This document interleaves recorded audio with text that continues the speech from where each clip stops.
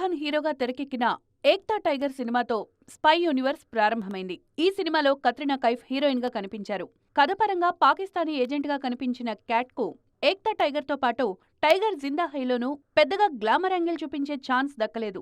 కానీ regular commercial సినిమాల్లో heroine range లో గ్లామర్ షో చేశారు క్యాట్. వార్ సిరీస్ లో వచ్చిన తొలి సినిమాలో వాణి కపూర్, హృతిక్ జోడీగా నటించారు. కథపరంగా ఆమె క్యారెక్టర్ కు పెద్దగా ఇంపార్టెన్స్ లేకపోయినా తన గ్లామర్ షోతో అందరికీ గుర్తుండిపోయారు ఈ బ్యూటీ. ముఖ్యంగా గుంగ్రూ సాంగ్లో వాణి బికినీ షో స్పై యూనివర్స్ కు కొత్త కలర్ యాడ్ చేసింది.